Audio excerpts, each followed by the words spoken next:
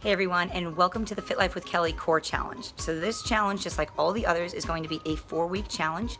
You're going to do the challenge 5 times every week, whatever days you'd like to do.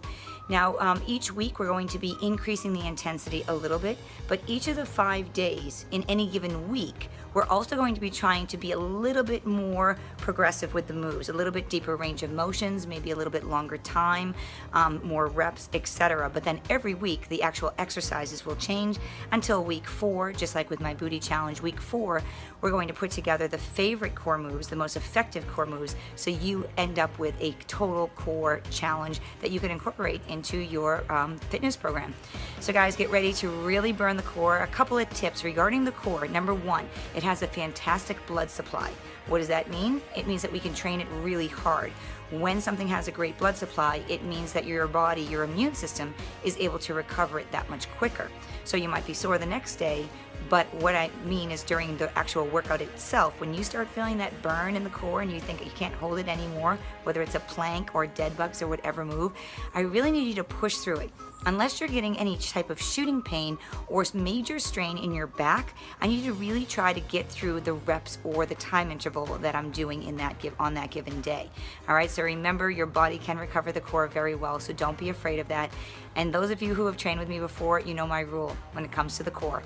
If the next day or 48 hours later you can laugh, cough, or sneeze without being in a little discomfort, you probably could have pushed it a little bit harder.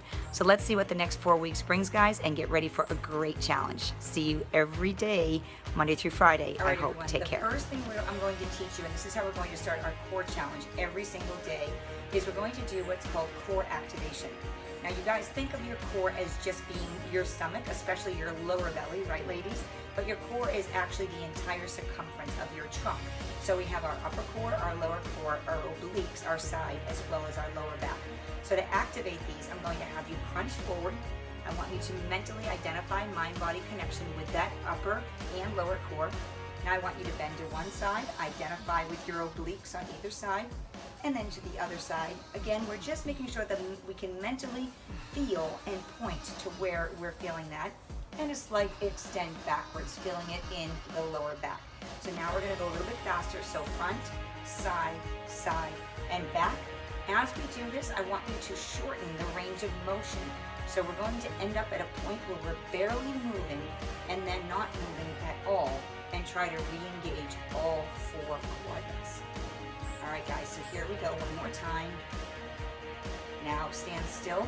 Try to re-engage all 4, your front, your sides, and your back, and see if you're able to do it. And release. All right, so that should light up the core, guys, right away. Again, that's called core activation, and we're going to be starting every one of our core challenges this month with that core activation. So practice that every day if possible. All right, let's review the biomechanics of a plank. Many of you have probably done a plank before, but I want to review some specific details so you can get the most out of your planking.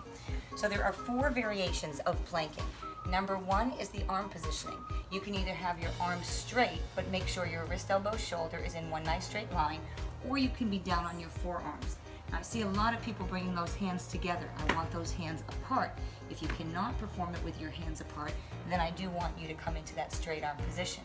Now the second thing is with our legs. You can be up on your toes, or you can be down on your knees.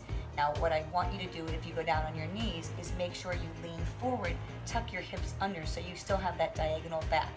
Do not push your booty up in the air. So the easiest plank that there's going to be is going to be straight arms on your knees. Then comes straight arms on your toes.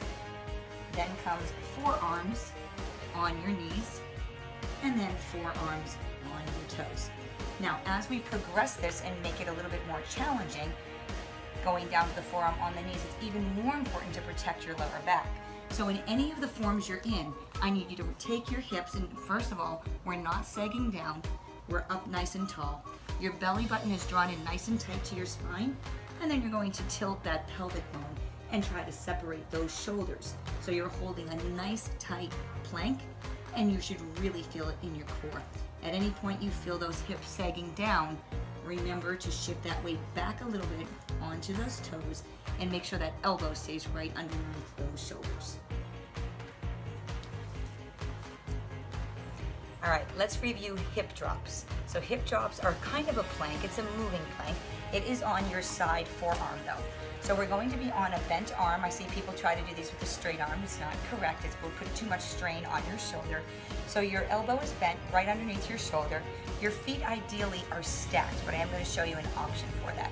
So your feet are stacked, hand is up on that hip, and you're going to lower the hips and lift them, driving those hips up and down. Now, if this is too much for you, either for your shoulder or for your obliques, you're going to bend that bottom leg.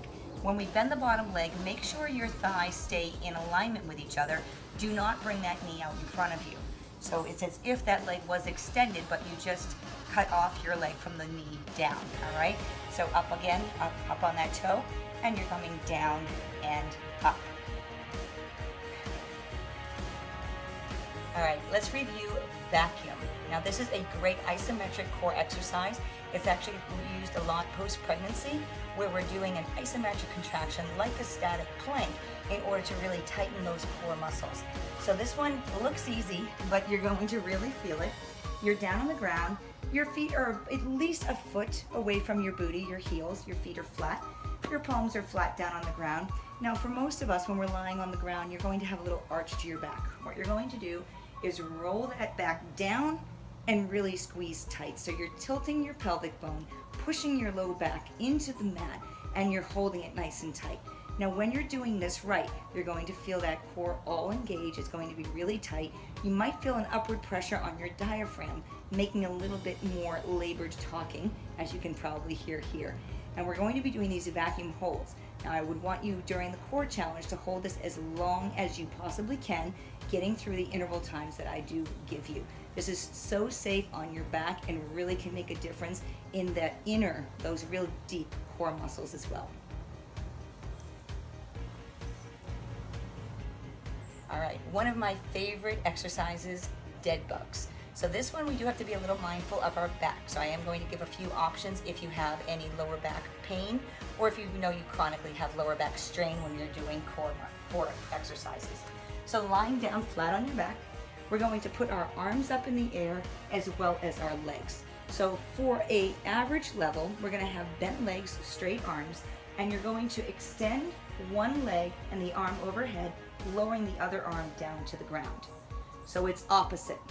So when one side of the body moves, the other side wants to move.